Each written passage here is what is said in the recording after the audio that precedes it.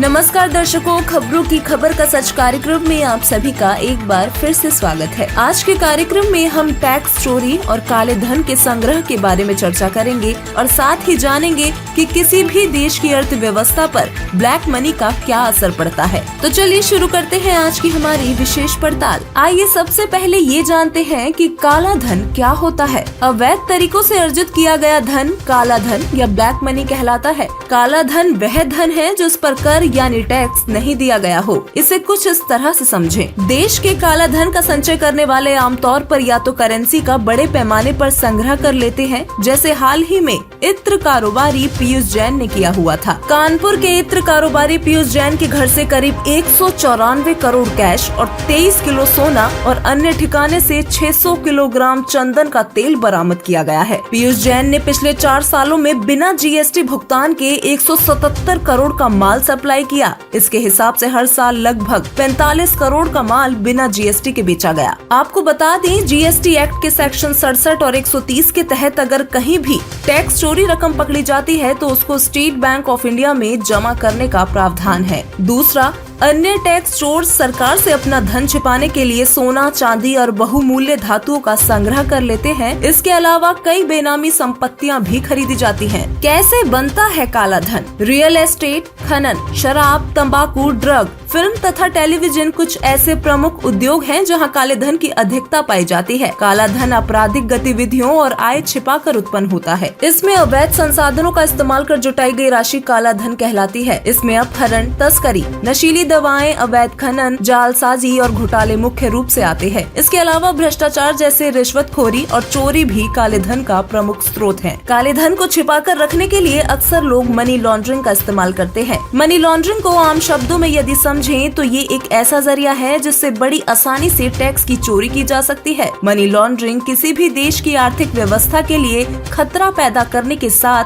राष्ट्र की नीति और संप्रभुता के लिए भी खतरा पैदा करने वाला कार्य है। मनी लॉन्ड्रिंग करने के लिए अक्सर लोग पढ़े लिखे चार्टेड अकाउंटेंट का सहयोग लेते हैं। सीए के सहयोग के चलते अलग अलग पैंतरे लगाकर अधिक से अधिक टैक्स की चोरी की जाती है और ऐसा करने से काले धन की वृद्धि होती है। काला धन अर्थव्यवस्था को कैसे नुकसान पहुंचाता है? काला धन भूमिगत अर्थव्यवस्था सृजित करता है, जिससे राष्ट्र आय एवं जीडीपी से संबंधित आंकड़ों का सही आकलन कर पाना मुश्किल हो जाता है और अर्थव्यवस्था की गलत तस्वीर प्रस्तुत होती है। काले धन का प्रभाव सरकारी योजनाओं पर कैसे पड़ता है? जो लोग कर चोरी करते हैं यानी टैक्स नहीं भरते हैं, जिसके कारण सरकार का राजस्व नहीं आता है और सरकार कई लाभकारी योजनाओं में खर्च नहीं कर पाती है, जिससे देश का विकास नहीं हो पाता है। काले धन का दुरुपयोग कहां कहां होता है? दोस्तों, काला धन देश और सरकार दोनों के लिए घातक है। काला धन विदेशों की बैंकों में जमा हो सकता है। इसका इस्तेमाल आतंकवाद और भ्रष्टाचार को बढ़ावा देने और आने वाले समय में राजनीतिक और आर्थिक अस्थिरता पैदा करने के लिए हो सकता है। काले धन से drug mafia, kidnapping, smuggling, poaching, अवैध माइनिंग, जालसाजी, ह्यूमन ट्रैफिकिंग, कालाबाजारी, रिश्वत, वोटों की खरीद आदि आदि अनैतिक कार्यों को बड़ी आसानी से अंजाम दिया जा सकता है। आइए अब देश दुनिया में मौजूद काले धन के कुछ आंकड़ों पर एक नजर डालते हैं। विदेशों में काला धन जमा होने के मामले में चीन पहले और रूस दूसरे स्थान पर है। 2012 में चीन का 249.57 बिलियन $, अवैध धन विदेशी बैंकों में जमा हुआ था। वहीं 2014 में रूस का 122.86 बिलियन $, काला धन विदेशों में छिपाया गया। काले धन के मामलों में भारत तीसरे स्थान पर आता है। दुनिया भर के विकासशील देशों से 2012 में कुल 991.2 बिलियन $, अवैध धन बाहर भेजा गया था। इस कुल धन में अकेले भारत की हिस्सेदारी करीब 10% रही थी। जीएफआई की रिपोर्ट के मुताबिक विकासशील देशों से 2003 से 2012 के बीच के 10 सालों में कुल 6.6 ट्रिलियन $, काला धन विदेशों में जमा किया गया। National institute of financial management यानी NIFM का अनुमान है कि भारत में